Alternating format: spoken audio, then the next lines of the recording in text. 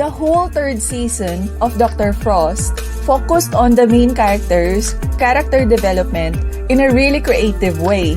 It fooled many of us into thinking that Frost had become full of uncontrollable emotions, that he got admitted to a psychiatric ward. But everything turned out to be just his dream while he was in a coma. Well, like what Frost himself said, we can't dismiss everything that happened as something he just imagined, since there's some truth in them. In other words, things that happened in the ward are references to what actually happened during the time he was admitted to the same ward when he was still a child.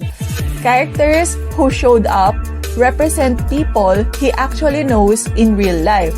The obvious ones are the two most important people to him, Professor Chun and Seong-ah. When he learned the truth about the death of his loved ones not being an accident, he began to feel fear. The whole season was about his being afraid and his desire to run away.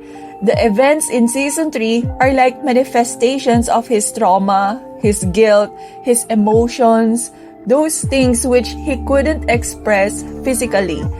But it's nice that he is constantly being reminded of what the people who care about him are telling him, which is about it being okay to be afraid and run away, since doing so is just being human. And if ever he wants to go back, it has to be because he chose to do so. And that moment finally came at the end of the season.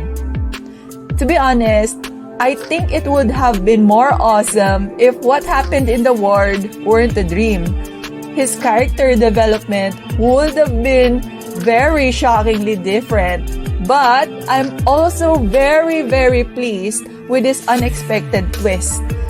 Things don't have to be as dramatic nor as drastic as to how other series do it.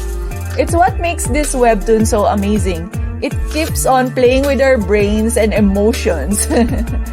Speaking of emotions, this moment is really touching. Too bad she spoiled the moment herself, since she's not used to Frost being too nice. And it's also sad that it only happened in his dream. Oh well, romantic or not, it clearly shows how significant she is in his development. I expect the same from her. I look forward to her growth on her return in the 4th season. The original webtoon has already ended actually. I hope the English version will catch up soon. The last season looks very promising. And as always, likes, shares, comments, and subscriptions will be highly appreciated. Thanks for watching. Bye!